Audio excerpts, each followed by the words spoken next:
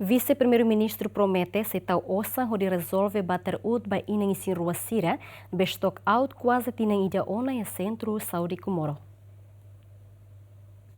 Informação nebe Ziemeni acessa, tuirolos inang isin rua sira nebe consulta e centro Saudi Comoro tem que simu batar ut onde for nutrição ba bebê, mas be realidade inang isin rua sira ne label hetam batar ut tamba stock out basic tinang ida ona. Ligado ao assunto, vice-primeiro-ministro, ministro coordenador Assuntos Sociais no Ministro do Desenvolvimento Rural no Habitação Comunitária, Mariano Assanami Sabino, promete aceitar orçamento onde resolve a situação.